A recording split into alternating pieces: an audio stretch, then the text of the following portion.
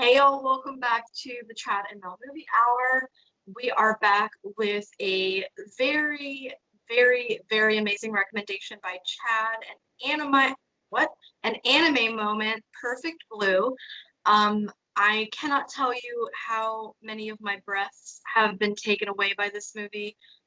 It's a GD masterpiece, and if you're not even into anime, watch this movie because you will love it.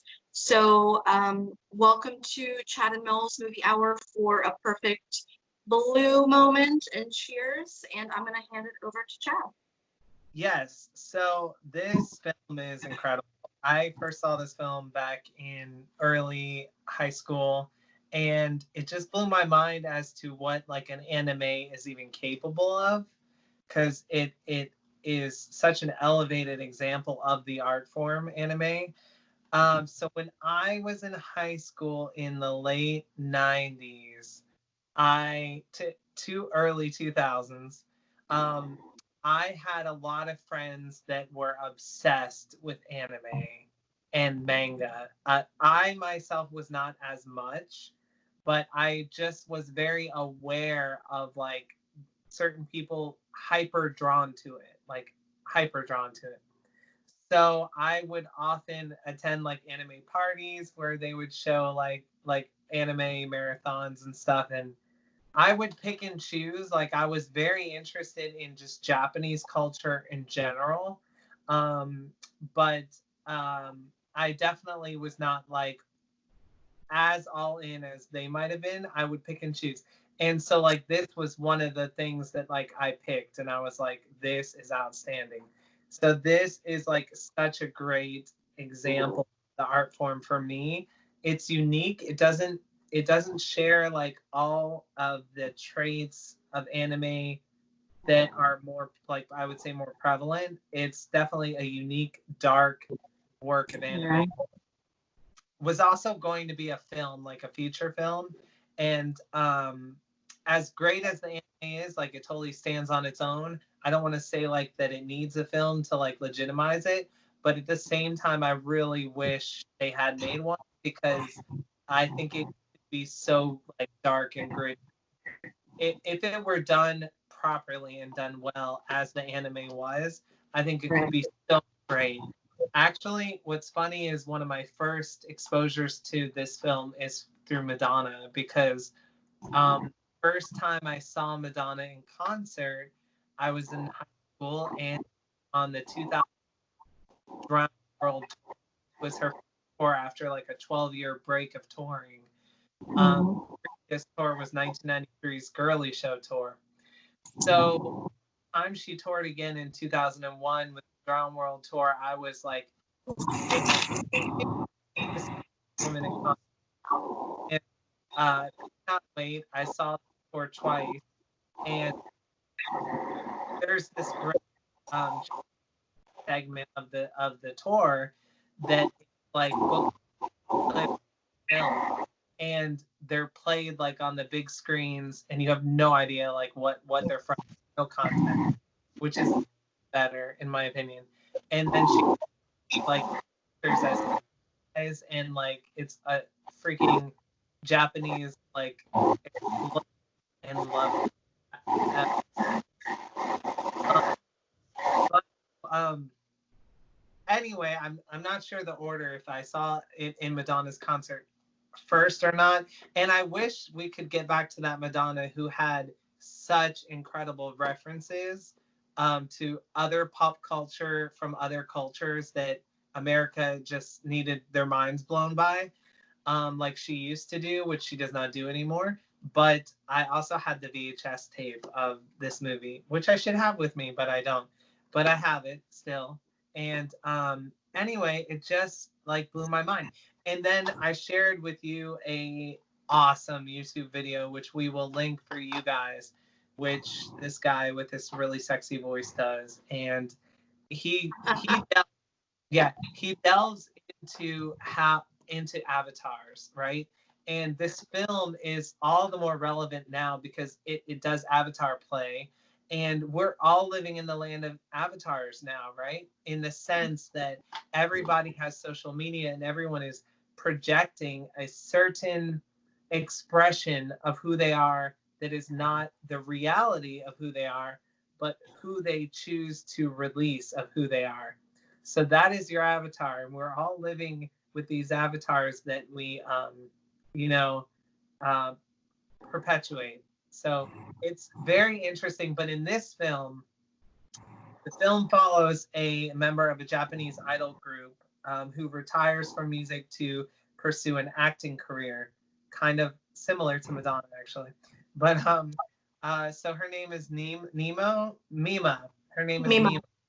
And she, in the film, actually, her avatar, her public persona of herself, turns on her in the film, and she kind of descends into madness. And it is so fascinating and interesting to watch and see. And I'd love to hear just like your like reaction to the film having seen it recently. Symbol is here. She has much to say. I yes, love baby. the ever Mommy's present. on camera. It's not time for your close up. So I ironically was and am still fairly obsessed with Japanese culture. When I was in high school and my first 2 years of college, I took Japanese. I can read Japanese, I can write Japanese, but I can't speak it because I mean I've just not had the opportunity to converse. But I say all of that to say that in spite of all of that, I never really got into anime or manga. Mostly because I just really wasn't into like comics or graphic novels and so yeah. So it's only later in life, as I am 2 years away from 40, that I'm finally really getting into anime. So what are you gonna do? The only other anime that I've really seen is like Studio Ghibli stuff. Like I've seen Nausicaa, I've seen like Studio Ghibli stuff, but that's not like hardcore anime manga. Um, when I saw this, I was taken aback by how adult it was, and I was literally intrigued and like stuck to the screen from the first sequence. And as a woman, as a feminist, as somebody who is very interested in the trappings of celebrity and fame, as we've dissected in our 2 Madonna movie hours, this is just such a beautiful, masterful exploration of the feminine, of the fetishization of the feminine, of the fetishization of Japanese women in general, more specifically, and also just to your point, the filmmaker is exploring like identity versus role and how we project certain personas to the world, and like our profiles are our idealized selves and not who we are in our totality, and certainly not our darker sides. And this movie explores all of that. It explores the exploitation of the female. I just, on top of all of that, what it also does is it blurs the line between what's real and what's not. And when you're watching this, especially for the first time, like me, as a newborn anime babe, like the editing in this movie and the way in which you don't know in certain points of this movie if you're watching the main narrative or a dream sequence or a TV show that's happening within the main narrative, it switches between things so masterfully that by the end of this film, you are left with a Fight Club almost esque ending, like a Tyler Durden moment, and I just can't recommend this film enough. Yes, now. Not to harp on Madonna. Obviously, we have a perspective on Madonna that we can introduce whenever we want because we are fans of Madonna and she's part of our history more so than maybe other people. But I say that to say that Madonna is someone in pop culture above most other people who has played with their avatar, their public image, and shifted it and changed it and crafted it masterfully, way more than maybe 99% of people, right? Right. In terms of being masterful at projecting a specific image or a look, and then even switching up, changing on a dime to a whole other, also masterful, specific look. Projecting these images, playing with that, playing with who she is, all those things. So definitely there's a parallel there for me that I found when I first watched this.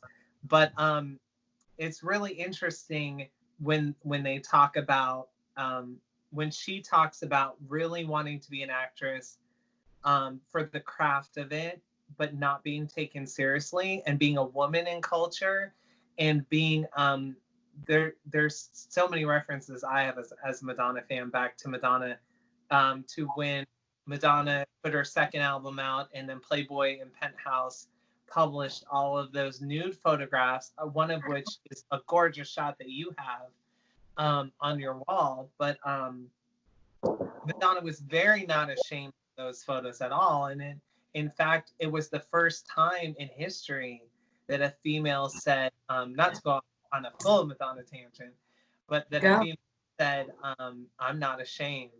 What you gonna do? Come for me. Come for me. And owning her narrative, owning her own exploitation. Right. But in this film, you very much get a sense that she's being more exploited. You get a sense that from her, you're seeing it from her perspective, Mima, in this film, and you're seeing that she wants to make the transition from one art form to another as a female, but isn't allowed to unless she gives of her sexuality to appease a male audience. And that is freaky to me, and that is like dark. I consider that like dark subject matter. And it's just interesting how they explore it and they confront you with and we see it so many times. To go further than Madonna, we see it like with a lot of people have talked about it with Miley Cyrus and these stars that are like Disney stars or whatever, and they get to a point where if they don't like fast track their sexuality, they're not to be a pop star. And with all the pop stars, we've seen it, Britney Spears or whoever, what have you. But so interesting. This is kind of before all of those artists. This was originally released in 97, 98. So kind of ahead of its time with the Avatar play, ahead of its time with the whole pop star, or very cutting edge with a lot of these things. But there's so much imagery that's explored, that's haunting, that's interesting. And I still wish they would just make this into like a feature film with a really great filmmaker. I hear that like 100%. Like this could be an amazing live action movie, but what concerns me is what happened with something like Ghost in the Shell, where you have an anime with clearly a Japanese female lead, and then nothing against Scarlett Johansson. I think she's a great actress. I'm not coming for her, but like she should have known better, and she's had a couple of moments where she almost took some roles she shouldn't have. But I don't want another like Ghost in the Shell where like it's A, westernized, and B, like I you'd have to have a very, very, very special director and a writing team that would be stewards of the story and also of the culture and cast accordingly. That's like the only thing that concerns me. I 100% agree. I think you could get lucky because this is such a lesser known material that maybe Yeah. be more niche, be like a smaller film, which is usually more of a labor of love. But I hear you, and they did that with Eon Flux. I lo- I loved the animation. I don't know if it's considered anime because it was like an American series, but it was Right. animated in Japan. But just like a lot of anime that was like on TV and stuff in the 80s and 90s, like Gem, which I love. Gem. It was done. It was animated in Japan. Right. Yes, energy. Gem is excitement. Okay, Oh, Chad, we have to take a break because I have to tell you, like, I was never into Barbies. I was never into like I liked stuffed animals. I never got into Barbie, but I had Gem, I had Pizzazz, I had Roxy. I was don't get me started on holograms. Okay, do not get me started. I will summon Synergy right now. Synergy, and I yeah. will go from Jerica to Gem so quick you won't even you. God, Okay, so great. but yes, yes. It's one of my favorite things, and actually, I wrote a song called "Forever" that I'm sure you've heard. And "Forever," like the beat and the drum of "Forever" is straight from the Gem anthem.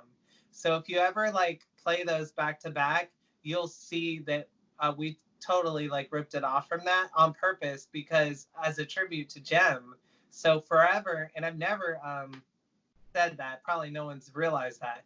But Well, we're gonna link it down below because it's totally outrageous. we'll link my music video for "Forever" because I rightly so stole it from Gem because Gem is amazing. Gem is excitement.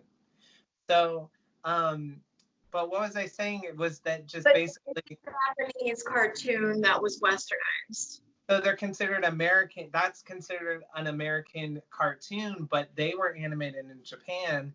So yeah, I feel you on not really. Um, I didn't always embrace every like anime that, and sometimes my anime friends, I would just like, I don't get it. They like every single anime. I did every It's anime. all of them. Yeah, there were definitely yes, all or nothing.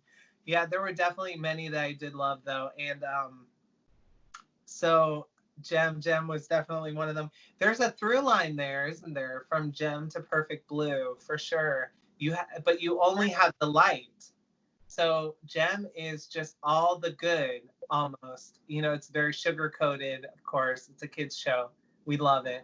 But then it's like Perfect Blue is like if you push really hard and break through the wall and into like a more gritty reality and you see the dark side. There's Yeah. like No, that's an excellent point because even like Gem, I mean, I'm surprised it's taken us this long to get into a Gem conversation, but like if you've watched Gem, if you grew up with Gem, like her parents died in a plane crash and she became an orphan, and as a result of that she founded or helped found an orphanage for other kids. So like it's very much it's a great show, it's a great narrative. And yeah. Jerica is the girl whose parents died. Jerica is the girl who founded the orphanage. Gem is her alter ego. Gem is her avatar.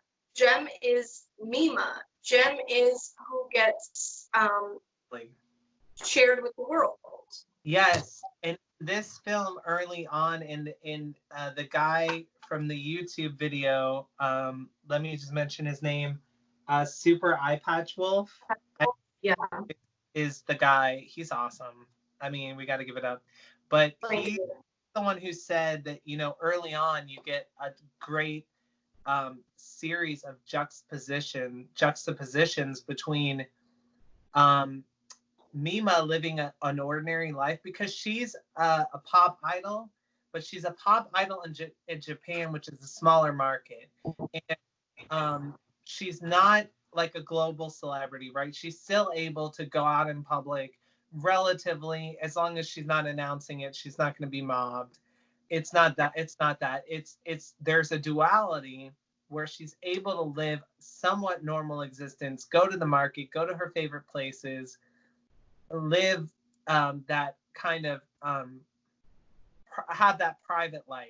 But her fans don't see that until one of her fans starts up an internet blog.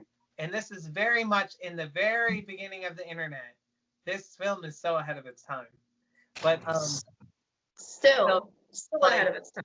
Yeah, then it's like everything is on display because her blog follows her even to buy her favorite milk and discuss what brand is her favorite and why. And she has no idea how they're doing this, why this has come about. But all of a sudden she's living like that Instagram life that we're all living now. But back then it was terrifying because no one wanted that life. But now we all want that life. And it's so interesting to draw the comparisons. And I wrestle with social media because I've worked in social media. I do social media for my music, but I see both sides of social media, and social media freaks me out because of this film and the points that this film is making. I think it, just like anything, it can be really great or it could be like evil. And this film explores like the dark side of social media, even though there's no social media in this film because it's before social media really came about. But that's really, I mean, that you can draw all the comparisons. It's incredible. Like if you were to watch this movie today, like I did, not literally today, but like in 2020, it's still ahead of its time, and it's still asking, like, it's begging questions that are more relevant now than probably when the movie came out in 97. But the fact that it came out in 97 just blows my mind because it's prophetic in so many ways. Right. In its depiction of social media. Again, it didn't exist yet, but insofar as blogs existed. But I mean, the movie, it's interesting because, you know, you're talking about how Mima, the main character, can go out in public. But one of the reasons also that she's able to do that is because she's so heavily costumed and caricaturized when she's in her role as the lead singer of Cham, which is the group that she's in, and they're very much Japanese schoolgirl aesthetic, that whole fetishization, and the entire movie opens up at like this almost kind of like festival type thing, and there's literally like Power Ranger type characters like doing a performance, and then the main event is that Cham, this girl group, is going to come out, and the entire audience is men, males. There's not a single, I paused and I looked.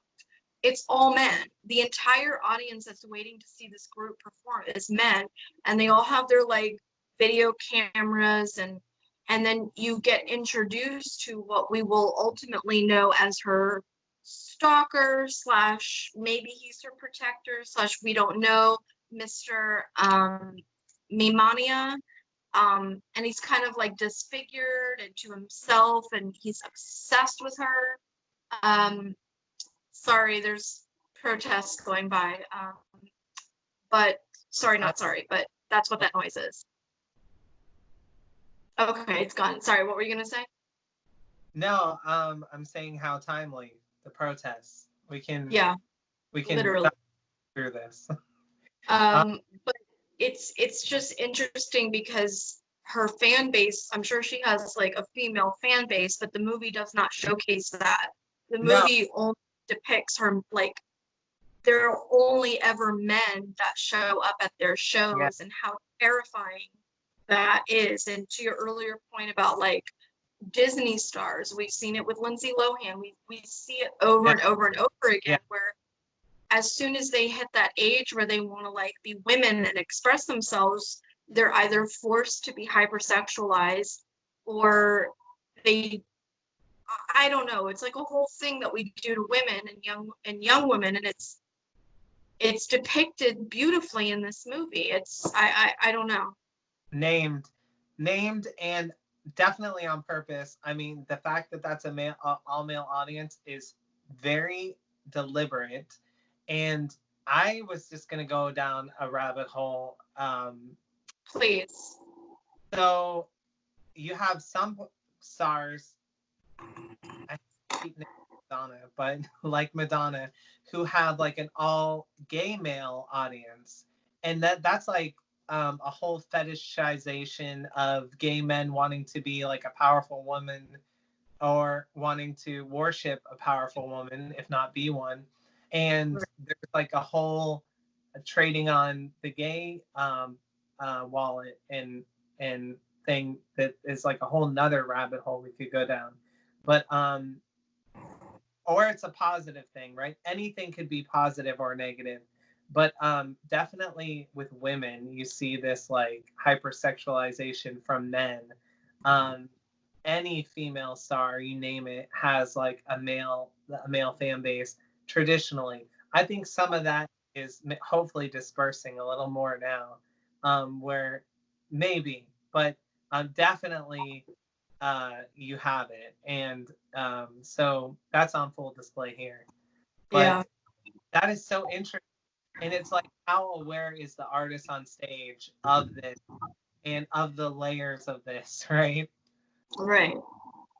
Yeah, and it's I we see it like with, I mean, K-pop is very popular right now, and so like Korean beauty, like I feel like Asian fetishization is having a resurgence in just like a different form. But I mean, you look at like Blackpink and these Korean girls, they've all had surgery, like, okay, I'm generalizing here, but I think it's a safe generalization. Like, most of these girls have had like surgery to meet the new aesthetic of Mhm. what like Korean beauty is, or like, and all of that is predicated on anime aesthetics, like big eyes, That's very small nose, like long legs. So right. there's anime has had such an influence that, much like in America, everyone wants to look like a Kardashian. In Yeah, Asia, a lot of women want to look like these anime ideals because that's what men true. are into. It's very interesting, but That's so true. And when I was growing up, I also like, on a whole nother side tangent yet again. I'm such a huge Godzilla fanatic. So I've seen and there's like, I could look up how many there are. There's probably like 57 Godzilla movies. that And men, all of this made before the age we're discussing. So I am so in love with just like a more natural, like legitimate Asian Japanese look. I've always like been enamored with that, the beauty of that in the aesthetic of their art and their film and their just their physical beauty as beings. But yeah, not to get too like wild on you, but I just love Japanese culture as you do. So it's on my bucket list to visit Japan, and probably you as well. If you haven't already. I don't think you have. no, I haven't. It is on my bucket list, and it should come as no surprise to you and our audience of 12 people that my favorite pavilion at Epcot has always been Japan. No, I just love it. no, I not wait, what? China. Not just China, China. Japan, China, Japan. Inside jokes. Don't come for us. We're not racist. Yeah. But yeah, no, but it's interesting because the West in general has such a fascination with Japanese culture. Um, Because like, for example, when I was growing up, I had friends that were like really into anime, but we were like very few and far between. The people that right. the majority of Americans have such little patience for anything that's subtitled, especially of Japanese culture. Yeah. Are you Yeah. seeing more so now, though? You see it? Do I see what more so now? The Like, interest? yeah, the interest. Well, like BTS is so popular now, but I think there's a little bit of a resurgence in just general Asian pop culture, but I it's, think with, not to go off on a history lesson tangent, but like I think World War II and what the men who went there experienced and brought back, and what the world learned of Japan since World War II, which was, I feel like, our first real introduction into Japanese culture, unfortunately under horrible terms. I feel like since World War II, the West has had this really unhealthy interest in Japan, and specifically with Japanese women. And I'm not going to go off on a whole tangent, but if you're not familiar with the history around Japanese and Chinese comfort women, they were basically sex slaves that were made available to men from the West during the war. So that has been bred into the West and into yes, this fetishization and this exploitation uh, is you can't separate that from what you right, see in pop culture and anime. It's all there. right. Um, You're right. but I was talking something different. I always had a chip on my shoulder because I found Japan and Japanese culture so like worthy and fascinating, and had a chip on my shoulder that Americans didn't respect it more, or I got you know what I mean, as a different culture, or at least um, give it respect and maybe find more fascination in it. And I couldn't understand that because America is always like, one nation under God, and God bless America. But I would always say in my head, even as a kid, why God bless America? Why not God bless humanity and God the world? And why is that so hard to appreciate that idea of God bless everyone? Why? And it's just like football teams. We're so like America, rah rah America. So I've always just like been so exhausted by that. But it is exhausting, but I mean, for centuries, most people have grown up under a flag, and patriotism is a disease, but it's one that has been around so long that it's really hard to unlearn all of that stuff. And Japanese culture to me is so beautiful. And then not to say that it doesn't have its own shadow. I mean, the Japanese are responsible for the whaling industry, okay? The Japanese are responsible for geishas, which are essentially sex slaves. Like, no culture is without its right. right? But Right. And you have like we would be remiss not to mention Japanese internment camps here in America and that whole disaster as well. So right. there's a long and storied history of Americans and Japanese that does not, spoiler alert, does not end well in most situations. But Yeah. it's amazing how much even like the more mainstream stuff like Studio Ghibli and Spirited Away and what's Mr. Howl's Cat, what I can't remember the name of the movie, but like the more mainstream stuff is also still very much exploring these themes. And what's great about Perfect Blue is Perfect Blue like gives it all to you. I mean, it's not giving you like World War II, but it's giving you like the results of this kind of ingrained fetishization of the culture. And also, you keep mentioning Madonna, and uh,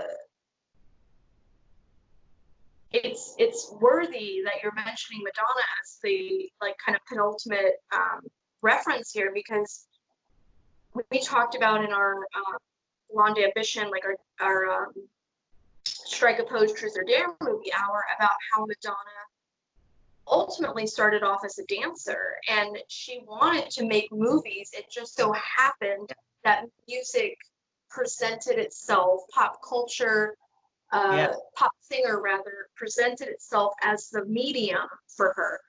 And Right. that's what you see kind of explored with Mima in Perfect Blue is you have this girl that's in a pop culture, in a pop group, and she wants to explore acting. She gets cast on this show called Double Bind, and it's almost like a Law and Order procedural. And she plays a rape victim on the show. And excuse me, what's amazing to me about this movie is how graphic it is. This is not a children's movie, just FYI. It's extremely graphic, and I was more because we just recently watched The Nightingale because we have a Nightingale movie hour coming up. And The Nightingale has one of the most upsetting graphic rape scenes you will probably ever see in cinema. And to me, what I saw in this animated movie was more upsetting than what I saw in Nightingale. The scene where Mina is in her TV show shooting a rape scene. So we're like meta right now. Like we're watching her. She's in a TV show, and we're watching the production of that TV show.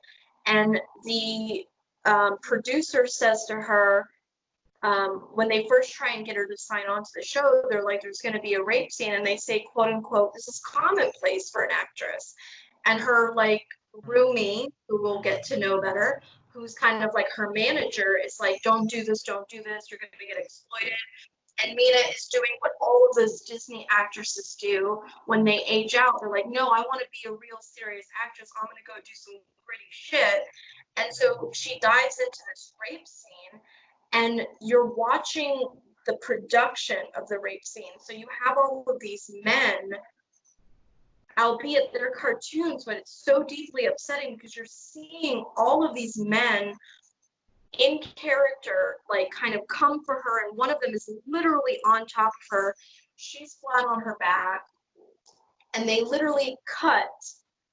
They're like, cut, you need to do it this way, you need to do it that way, you need to be breathing heavier, you need to be doing this. And like, to imagine what an actress who's ever done a rape scene must go through to have to get to the character and then have somebody say, oh, stop, let's adjust. Right. And you get all of that with this, and then you see her with this actor who's her rapist on top of her. You see her dissociate, much like a rape victim would, but you see her dissociate even as she's acting. I mean, it's just, this is an incredible movie, Chad. I'm so grateful you introduced me to it. Yes. What you're saying has to be followed up right away with a photo shoot that she then has, which is equally traumatic because she's like lulled into a false sense of intimacy and security with someone that she thinks she can trust, and then he's pushing her further and further into a place, making her think it's almost her own idea to become more and more nude and more vulnerable until you're getting like straight up crotch shots, like close-ups of her like pubic area all full out.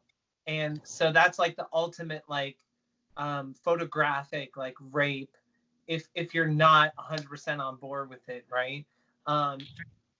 So yeah, and it's also the ultimate like, here's all of me, right? For whoever's consuming it. And in this case, it's her stalker and her fan base. It's like, I'm gonna give you everything. Just let me be an actress. Let me be relevant. Consume me fully, and then you can't take it back. It's out there. It's printed. It's cemented in a way that Right. people can never get it back. Yeah, it's interesting. I'm glad you bring that up because it's a tale as old as time. We see it with every actress, pretty much every musician, every female pop star has had this happen to them. Going back to, even predating Marilyn Monroe. Everybody has been sexualized. You can't be a woman on screen or behind a microphone without having to be sexy too. You just can't. It just we don't want to. We don't want to hear what you have to say. We don't want to see what you can do on screen if you're not also consumable.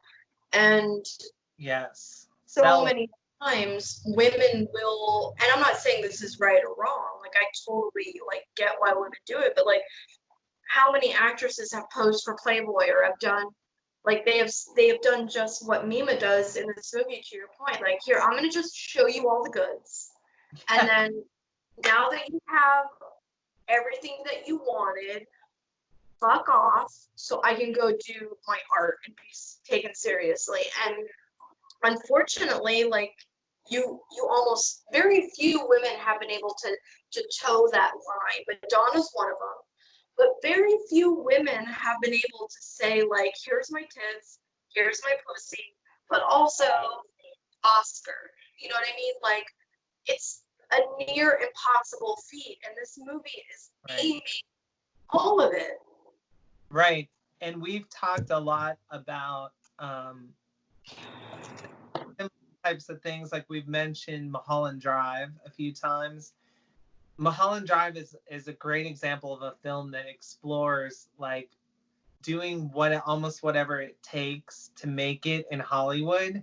Hollywood being a magical place, and Hollywood being a very bright, sunny, happy place, and then also having a very dark underbelly, right? So it's all those extremes, and what are you willing to do to make it? And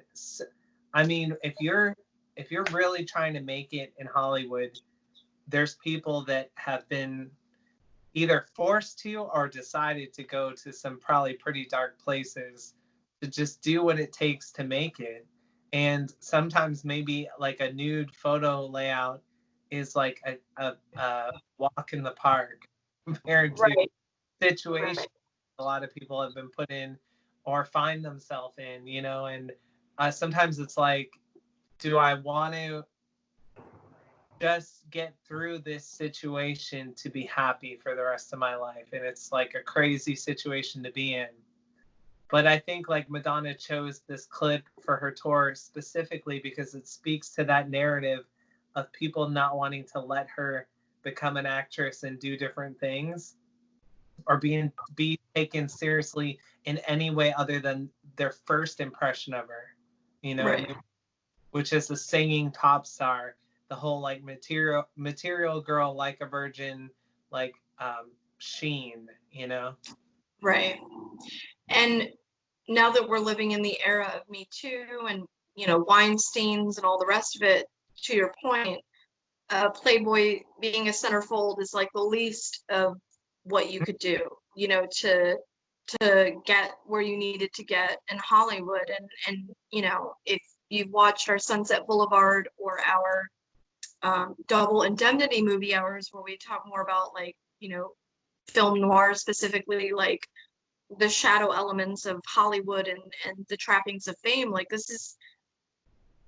you can't talk about women in cinema without having this conversation, or at least naming it and being aware of it. And with Mima, you have, she's young. I don't remember if they ever explicitly say her age, but we can assume she is at the oldest, she's 18.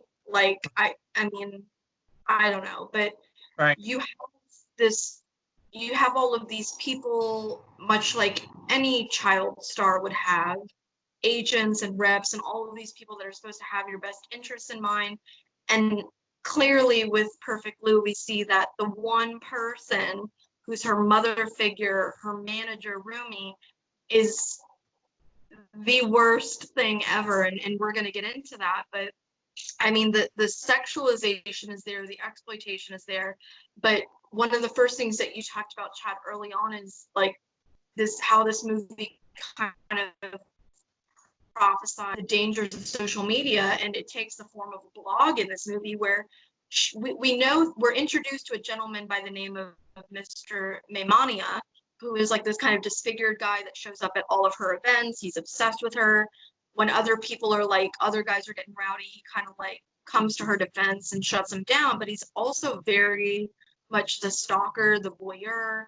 We don't know if he's dangerous, if he's her protector. It's also very nebulous, but you know, she comes home to her apartment, which is like her sanctuary, and she signs on to her 1997 Macintosh, and it's so beautifully depicted. And I think she's on like Netscape or something, or AOL, and she's reading this blog that's literally being typed out in real time in front of her, and it's not her, but it's somebody pretending to be her, detailing her life literally as it's being lived. How terrifying is that? Well, and we all have a safe space, right? That we presume that we're safe in, and even for an Uber celebrity, it's behind Right. those closed doors and security of your house. And even there, I mean, this film, like it, and her stalker probe into like every recess of her mind and her personal dwelling. And there's this great shot early on where Mimania is at one of her shows, and he holds up his hand like this, and he looks Yeah, to it so that she's on right the on there. in front of him, dancing in the palm of his hand, and it shows that he sees her as this smaller thing that he can contain, or that it's the idea of her almost more than that's a real person there on stage behind that avatar of a pop star. It's a real person with real feelings, real psyche, real emotion. But no, he's just sees like the pop idol, and he's holding her in the palm of his hand, and there's just so many rabbit holes you could go down with that. Yeah, I It's mean, he only sees her as an object, but he worships her, but in a very dangerous, unhealthy way. yeah, But it's also like, oh man, what was I gonna say?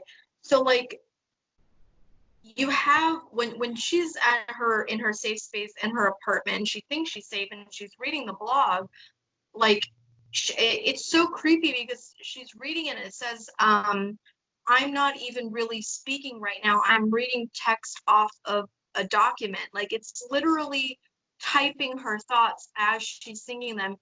And oh yeah, as an audience member, you are now starting to realize that you don't know what's real and what's not in this movie. And because yes, of the editing, and you already see her in real life and then in as an actress on this show, the way it's edited is such that like they'll cut from a scene from the show back to reality, and you think you're watching something being depicted about her reality, and really it's just a scene in the show. And it's incredible. Like there's a scene in the show where I they ask her something, and she says, they ask her basically her character in the TV show. They say, how do you know like you're not dreaming, or something to that effect? And she says, my continuous stream of memories confirms I know I'm the same person I was a few seconds ago. So we have this assumption that our memories are reliable, and we know that that's not the case. But like we have this assumption that because I remember talking to Chad about something 2 minutes ago, that Melissa is this Melissa. Well, what if it's not? It's yeah, like it wow, just invites all of this shit. And yeah, in the TV show, one of the detectives, one of the characters says, we all create illusions, but they can't come to life, which we know isn't true because that's exactly what's happening in this movie. Her illusions and her delusions are coming to life. yeah. Like life imitates art and vice versa. But there's also a parallel to this movie in one of my favorite movies of all time, Dressed to Kill by Brian De Palma. Are you familiar with that film a lot? Okay, so yeah, there's some interesting, Oh, I have seen it. right, there's some interesting fetishization and sexual ideas in that film that are similar to this film, and just the way it's done, the way it plays with certain ideas. But yeah, um, what do you think about Rumi, who is her manager, who they say is a former pop idol, who then we learn is also that like totally insane, like later in the film, and part of the problem. So I'm so glad you asked. So this is a movie that is highly rewatchable, and I need to rewatch it. I've only seen it once. But Rumi is basically her manager, her momager, her mother figure, her protector.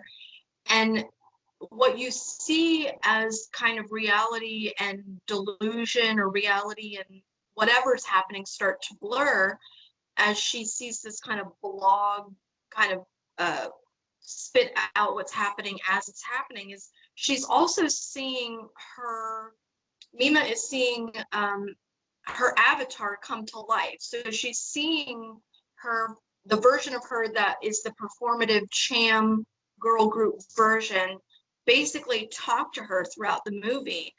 And what's very disturbing is that the avatar version of her literally says, I'm the real Mima. So now the audience doesn't know. So you have her conscience, her shadow, her reflection. I don't know who this avatar is, and I don't know which is the real person. It's like Tyler Durden in Fight Club. Right. You Well, don't know what's going on. yes. But then but Rumi is still very much at this point in the movie, even through the second act, is like a real person. But what you come to find out is that Rumi is a former pop star who is obsessed with having the spotlight no longer on her. Like, her day has passed.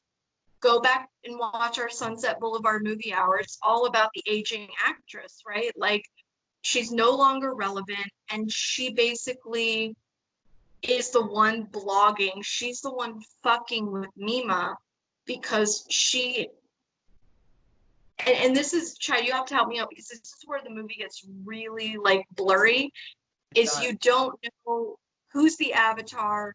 You, because they do say at one point that Mima has dissociative personality disorder, but then you realize that they're talking about her character in the show, and it's just like, right. who? Yes. Oh my gosh. And the film is intentionally confusing and intentionally blurring all the lines, which is so great because I don't think that everything should be always explained. And then there's this like driving more corporate force in media these days to make sure that everything is wrapped up with a bow, when I don't, Right. it's sometimes so much more conversation driving and intellectual, for lack of a better word, to Right. not do that and to leave it open ended, a la the ending of 2001: A Space Odyssey. Yeah. So those works that confront us to question instead of just like handing us answers, of course, I think are superior for that reason. But it's so great. So I think that her avatar in this film, it it it's like her break with reality in the film and her psychosis, because she almost can't deal with like what the public wants her to be versus what like she wants to be. And that the idea of like what, and there's different people, right, including her manager and some of the people her manager is doing deals with, like the TV show, that are talking about her right in front of her about what Right. she should or should not be doing. And Right. there's also like public perception of who her persona is. So it's like all these things, she like can't take it anymore, and she just wants to like be outside of all that instead of being like trapped by it. And yeah, it's really interesting when she starts to kind of go mad because of all of it. And we don't really know in the end, because for me, like, and I've seen this a bunch of times, but I still want to rewatch it. So I don't think you ever like can watch it enough to understand it, if that makes sense. Because Yeah. Me Mania and Rumi have a lot of like ties as characters, like her stalker and her supposed protector manager, who becomes like a killer toward her too. They're like one and the same in a way, and it's like it's bizarre and fascinating. Yeah, I've not seen, even in like live action films in recent times, maybe with the exception of The Lighthouse, hashtag watch our movie hour on The Lighthouse. I've seen almost no movies that really explore the very, very thin filament that is the line between reality and surreality, or reality and the dream world. Hashtag watch our Nightmare on Elm Street movie hour. Or just the thin line between like healthy and psychosis. And and a lot of what we categorize as people that are psychotic or unwell or schizophrenic, or again dissociative personality disorders, essentially schizophrenia. It's like the precursor to. So like Tyler Durden, Fight Club, like, you know, was he Right. genius or was he crazy? I mean, you could make an equal case for both, right? So same with her, you know, and when they talk about her having dissociative personality disorder, they're actually not talking about Mima. It's a shot from the show, but you don't realize that until they've already like Right. panned back and revealed that to the audience. But then now it's in your mind, is she having a Tyler Durden moment? Is Mima and her avatar, does she have multiple personalities? Is it's I've not seen a movie explore themes like that with such depth and with such Yeah. perfect execution as this fucking anime did. It blew my Yes. It, it allows us to meditate on something that I've often thought of, which is the idea of avatar in general and social media. And Fiona Apple on her new album, which I can't stop thinking about for some reason, has this great line of about like, how dare you with your um, present your life as a fucking propaganda brochure. And mind. that isn't that Instagram. It's a propaganda brochure of like of lifestyle porn, of look at me, look at either my privilege, what I can do, where, and I wrestle with this all the time because I'm like, do I even want to participate in social media at all? Personally, you know, I do it and have done it for work, but that's one thing. But for me personally, like, do I want to like put myself out there, or do I? And I think a lot about filters and like Photoshop, and Right. how much of that I want to use or not use. I always think about that like almost every time I post, because I'm like, I want to create something beautiful that resonates with my music or who I am, but it's all an illusion and it's all a lie, and you're also selling an idea of yourself that's better than you could possibly be, or that's sexier, or that's this or that, or are you or aren't you? And always think Right. things.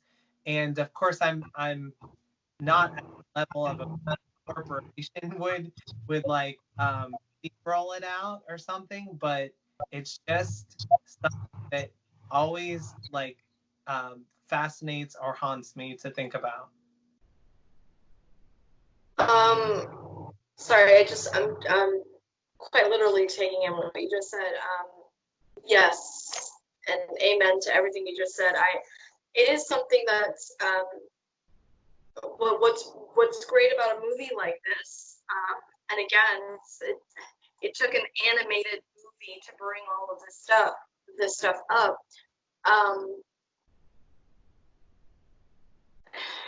Yeah, here we are filming content for social media, right? So it's but we're filming the type of content that's like the opposite of photoshopped, right? Because we're presenting very raw, for the most part, unedited and unfiltered glimpse at us basically more or less having a conversation. Right. Whereas a lot of people are presenting a very fictionalized version of themselves as reality. Right. Which is what I think any pop star like Mima in this film ends up, because the companies that release and distribute their work, they edit it heavily and market it heavily in a stylized and often sexual way. Right. Yeah. And it's interesting because, you know, if you were to sit for a portrait 100 years ago, right? Like, if that would mean you had enough money to sit for a portrait. So that would also mean that you would have some control over how you were depicted. So there's always been Photoshop, right? There's always been an editor. There's always somebody that's like, oh, I want this angle, paint me from this angle. You know what I mean? Like, don't show this or whatever. That's always existed. Of course, it's more exaggerated now, and as someone like you who's like legitimately like an artist, you are a musician and you put out music videos and you want to have a visual story to accompany your music. Of course, you want the lighting to be good, and you want, I mean, that's part and parcel of making art, is making adjustments to reality. If it were just reality, everything would be a documentary and a photograph. So I don't think there's anything inherently wrong with the tools of social media or like Lightroom or Photoshop, but I am personally really turned off by lifestyle, like content that's produced, because to me it's all a lie, and I'm not trying to like come for or shame lifestyle content producers, but also like, fuck you, like, it's not real. You're telling young women, especially, who are the most susceptible to this shit on Instagram and YouTube, that like everything has a pink filter and everything's cozy and it's all like coffee and like right and like, look at my clothes. No, and I want to make my channel and our content as professional as possible. I'm trying and failing, but also I don't want it to be, of course it's produced content, but I don't want it to be false. I don't want it to be a lie. And I see a lot of these, like I'll often stumble upon like a YouTuber or a content creator, and like I can't help but put myself in their shoes and just imagine them on a daily basis, like constantly creating a very specific kind of content, and then wondering like if they ever just stop and think like, what am I doing? Like, I'm creating like such a hyper specific type of thing, and that's all I'm doing with my life, and like, is that worth it? But like, maybe to them, or maybe it is to me, like the music I make is to me or whatever, but I'm always thinking about that. I'm always thinking about the other side of it, and I don't know if many people are always doing that, but I am. Like, maybe it's because I'm also a creator, but I'm always thinking about that other side of it, because there's what you put out there and present, and it's what you want to say and being said how you want it to be said. But then there's also the real person with all the different sides to them behind that content being put out. Right, and we're seeing it with YouTube. Like the more famous YouTubers, a lot of them are in wrapped in some sort of scandal, or their product launch failed, or they said a racist thing, or they did this. So like we're doing the same, because YouTubers are now celebrities, right? So we're doing the same thing with them that we do with every other celebrity. Build them up, build them up, build them up. Oh, they fucked up, tear them down. But Yeah. also there are YouTubers that present themselves a certain way, and then they get that money, and then all of a sudden it's blatantly obvious that they're not who they used to be, and they're not giving their Yeah. devoted audience the content that we count on. And it's so transparent, and it's so gross. And specifically for me, like lifestyle content, that women are like, the diet, the what I eat in a day, the morning, I wake up at 3:45 a.m. Go fuck off and die. Like, this is not healthy. Stop telling Right. people that they have to wake up at 5 a.m. to be successful. Stop telling people they have to eat like Buddha bowls and acai bowls that are perfectly produced. Like, Yeah. like, no, Yeah. stop doing this to, especially to young women, because we are susceptible to it. And to And, see women doing it to other women kills me. It yeah. And kills. I worry about all these people that only present like a very like positive view in a way, because I'm always attracted to art that shows like both like the dark side and the I think everything that we're exploring in our movie hour shows like light and dark, like the dark side. And Mm, it's just a part of reality that you have to accept. And there's such like a phoniness about a lot of them that are like, it's too good to be true. Their life is too good to be true, and it makes me crave like some sense of like reality from these people. Do you know yeah. what I mean? And it's frustrating. I don't know. Yeah. I want to say one more thing just while we're on this topic, because Sure. obviously, like, I'm trying to develop a YouTube channel, and with your help, I feel like we're creating like some really great content. And there are YouTubers that have been doing like daily vlogs and lifestyle vlogs, or just been producing content since YouTube's inception, like for the better part of a decade. And I'm just gonna like bring up the Trackers, the Tim Tracker channel, just as an example, because they are known for being Disney vloggers, but they've been doing daily vlogs, like just following a day in their life for almost 11 years. And I've only been watching them for about half of that. And, you're going back to '09, and in '09 and shortly thereafter, they were filming a day in their life, and somebody called them out on one of their earlier videos where they didn't say anything explicitly racist, but they basically went to a party where you dressed up as a ghetto person. Okay, so like they got called out, and Right. I feel like they handled the accountability and the apology wonderfully. Okay, I feel like they took accountability, they understood, and they're trying to learn from it, and they're moving forward. But the reason why I'm bringing them up specifically is because this medium of YouTube, and this goes back to Perfect Blue, right? Like, as the fact that YouTube has been around for a decade seems like forever, but it's still a new medium.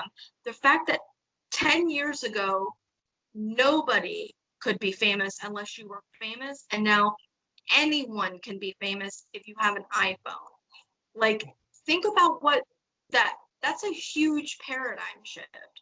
If Yeah. you are in possession of a camera and an internet connection, and are charming and have something that grips people, you are as famous as Madonna now. Okay, and this is a new thing, and I think I just want my channel and our content to be real and authentic, and it may not be the prettiest to look at, it may not like be whatever, but it's good conversation and makes you think. And all of that like lifestyle shit is just like, that's junk food. It's fucking junk food. And It kind you're of is. gonna get tired of it and you're gonna want something more. And when that person can't produce more, you're gonna cancel them. Right. It's so bizarre. And you know what? No one person can be your model. Do you know what I Right. mean? It's like if you're consuming that person or three or four or five different people and trying to like make your exercise regime and your daily like food, your diet and all that modeled after this, and then you're if it's like a fad diet, if it doesn't work the next week is like a different person you're modeling after them. It's never Yeah. really work. I think it personally, I think it's better to like pick and get tips from people, but you know what I mean, because you need to be the whole you. You can't model after these people, but I think they want people to model on them because that fuels their channel and their lifestyle propaganda. Fiona Apple. It's the cash machine too, and Money. Yeah, there's a lot of people making money on YouTube. Uh, there's a lot and more aren't, but to your point though, like with social media, it's a tool like anything else. It can either hurt you or help you. And I yeah, think if you use it wisely, I mean, it's just like the internet, it's the ultimate democracy. But yeah, with that comes danger, right? So like with YouTube, if you don't know how to filter and set boundaries for what you're consuming, you will get sick and you will get sick, myself included. I consume content that's not good for me because it's junk food. But I think that it's YouTube is a beautiful thing because it's so democratic and anybody can do whatever they want. and But as a creator, you can fall into that vortex of if you're not creating and posting enough to keep whatever audience, however small, interested and grow that audience, and you're not posting daily, like they fall into that vortex of now I have to post daily. I have to like per, have perpetual content, and then right. if then so now you're not creating content because you genuinely want to in that moment.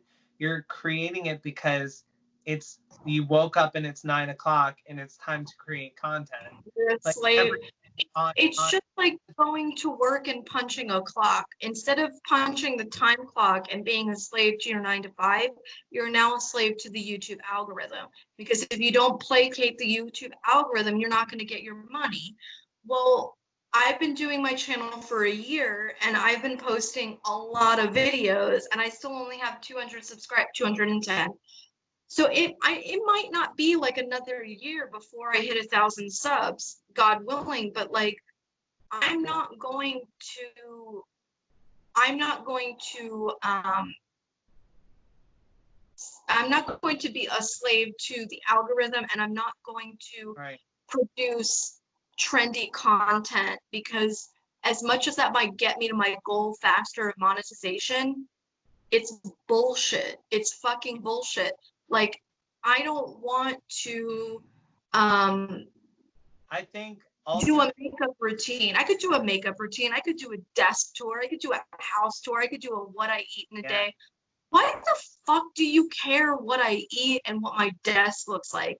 Granted, I get it. I watch the same videos, but I'm not going to put that up there because that's not helping anybody and it's not right. helping me. And at the end of the day, the YouTubers, like, look at Disney YouTubers. Now that the parks are closed, they're losing subscribers, they're losing views because they're I, forced to do home vlogs and stuff that nobody gives a shit about. yeah, Don't pigeonhole yourself. I think it's about choice. Because at some point you have to choose for yourself if you want to sacrifice your personal life for the machine of YouTube, and it's hungry and the appetite never goes away, and then you fall into that vortex of creating content that you almost shouldn't, but you're doing it to feed that algorithm. And I think you have to make, like, if you have a healthy personal life with maybe other friends or other people in your life, then you do. And if you don't, maybe you can, like, even with Madonna, like we saw, like with her personal relationships, they're not as important to her as the fame and keeping the career going and all the stuff for her career. Right. But YouTube, it's like that becomes an important thing above like the morality of like actually creating like something because you really want to, or because you think it's like worthwhile content. You know what I mean? And I always kind of chose just my personal life, which, so I haven't fed that much as much into like trying to like make a legitimate music career happen for myself because of that reason, I think. And I think there's fear, like also fear in that for me. Um, but I think you have people that naturally have that drive. Like they talk about Madonna being a Leo and that being like a fire sign. And whatever, I don't really buy into that, but whatever you buy into about people's personalities, we all do have different personalities. That's true. And there are people that have that personality that's like an insatiable drive, like when Madonna comes from like losing her mother at a young age and having a hole there that like never gets filled, that like no amount of attention is like enough to fill, right? Right. So there's just different personalities of people that need different amounts of attention and have different amount of patience for trying to obtain it, you know?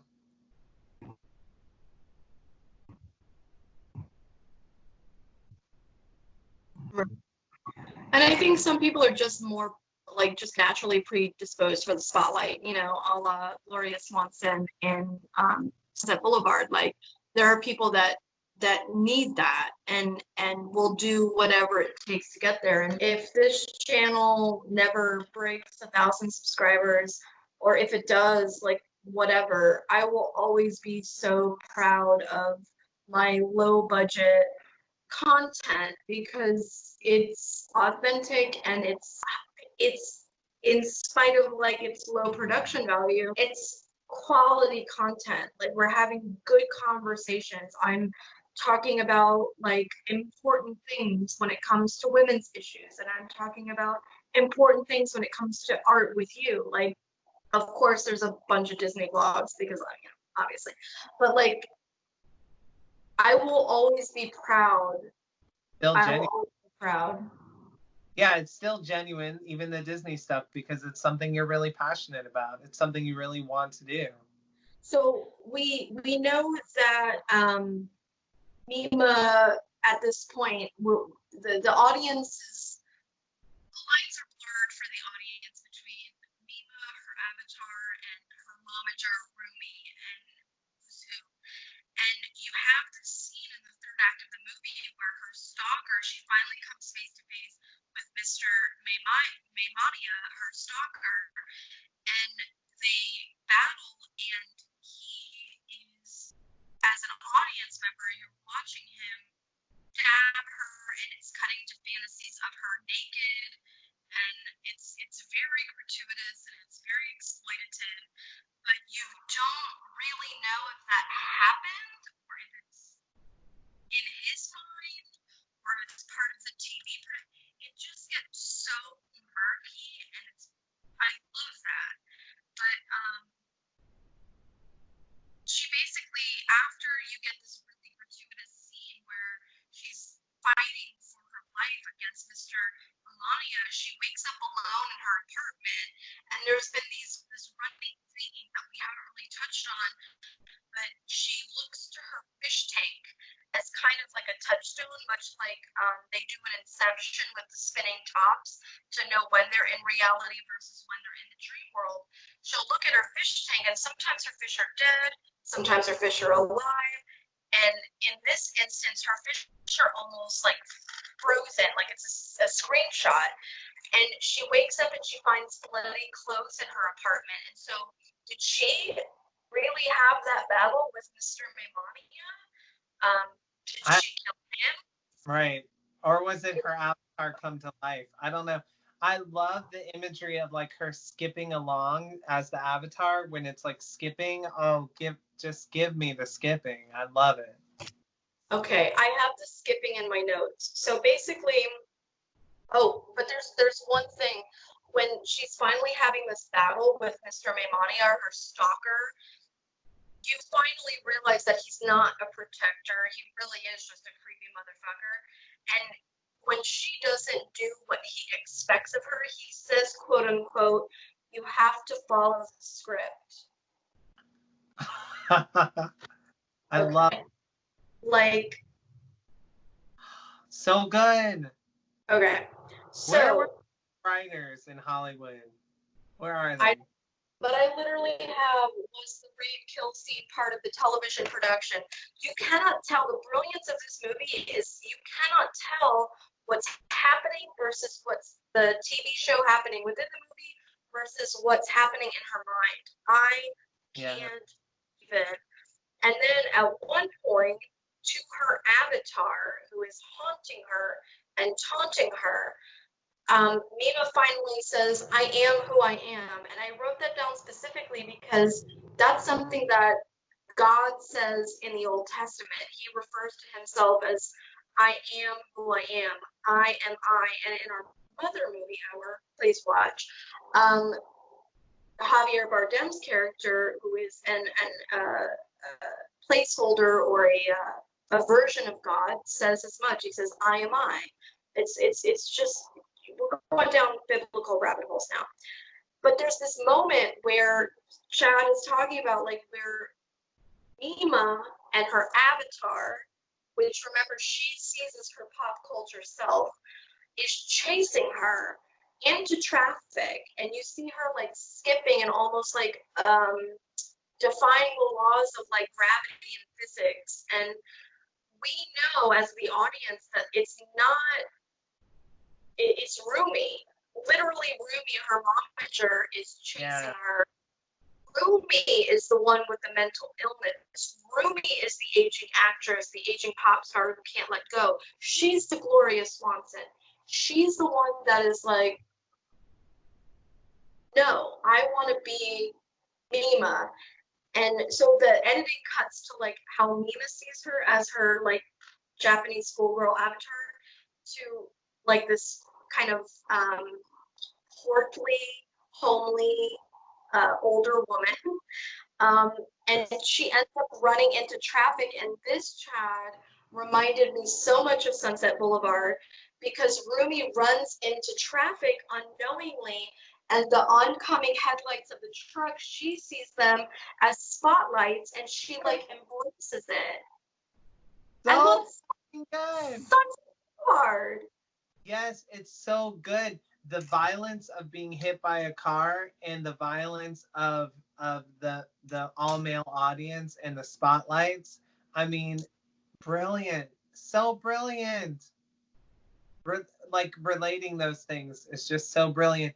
And also giving your life to an audience on stage, like giving everything, giving in a nude photo shoot, giving your body, just giving everything to your audience, and then literally giving your life to being hit by the truck. Like, tell me. And the movie immediately cuts to what the audience recognizes as Mima in the hospital. But you don't know, again, it's a very Fight Club Tyler Durden moment. You don't know who's in the hospital because we think Rumi's dead because she just got hit by a car. Right. But Mima's in the hospital. Who's really in the hospital? Who really survives? Is it Mima? Right. Is it Rumi? Or is it Mima's alternate? Like who do you think actually survived? You know what? It's funny because a lot of the references we keep mentioning, most of them happened after this anime was released. So it's like our frame of reference was actually probably inspired by Perfect Blue, maybe. Like it predates our reference. So I always find that funny when we compare something that came before to something that actually came after. Right. So It's hard not to project. Right. But no, I think it's intentionally ambiguous for sure, because it's forcing you to question, because madness doesn't make sense. So I mean, the logic in the film breaks down intentionally. And when those lines are blurred, it allows you to like wrestle with possibility, but also madness where things are illogical anyway. Right. Yeah, I think it's beautifully ambiguous. I'm leaning towards like Rumi did actually get hit and died, and it's Mima in the hospital, and maybe Yeah. she finally wants to be free and just be herself, but you don't Yep. really fully know. But it's also just beautiful because any way you slice it, the movie is tragic because Rumi's a tragic character. Um, Mima will never be able to go back to her pop star career. She's been replaced. She can't go back to really acting because it's toxic for her. So she has to find like this new road, and it's just it's the commentaries and the layers about celebrity and female exploitation and all of it. It's just all there in an hour and 45-minute anime. Yeah. Thank you so much for like introducing this movie to me because it's Oh, just a gift. we introduced each other to awesome things. What a freaking gift. But my God, watch our Sunset Boulevard movie hour because there's parallels. And then also watch our Truth or Dare Madonna movie hour because it's all there too. Yes. All there. So, any final thoughts? And now, real quick, not to bring us back into a full-blown discussion because I know we're wrapping up, and now you have like a Madonna that's like really detached from reality, who her photos are like uber photoshopped, like embarrassingly so, where we know that's nothing like what she looks like. It's very like sad and embarrassing, and it's like the other side of the looking glass with Madonna too. And it's sad because Madonna had this in her tour, I'm sure, because she saw like all the intellectual merits of it, and now it's like this just really sad version, it seems, that it would isn't introducing any of this great content like through her work like she used to, but it's just like rehashing and has a lot more stale content, and it's just crazy.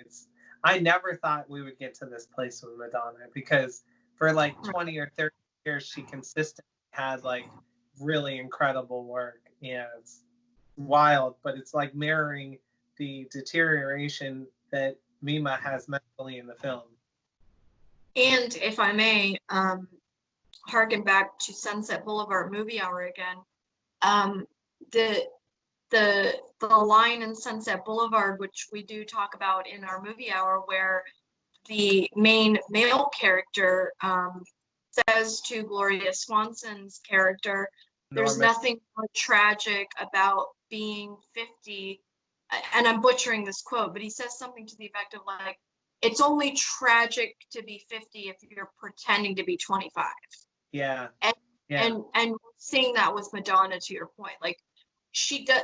Nobody would begrudge Madonna some wrinkles. Like Madonna, we know how old you are, bitch, and it would be so much more badass if you came out with your wrinkles and without your filler, because you can still fucking dance and you can still do it. You don't need this.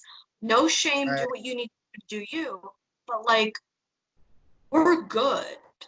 You have earned our loyalty. We don't need the Yoda. Oh, hi, Buster. Absolutely, I agree with you 100%. As always. Well, we're an echo chamber here. we are. We need some opposing viewpoints up in here, so comment below. No, we facetious, but yes. Yeah, but with that being said, we'd love to hear your opinions. We went off on some tangents, so now's the perfect time to come for us. But before you do subscribe, like the video or don't like it, but do something. Tell the algorithm to do something. And we'll link everything we referenced below. And cheers. Thanks for watching, guys. We will see you on the other side.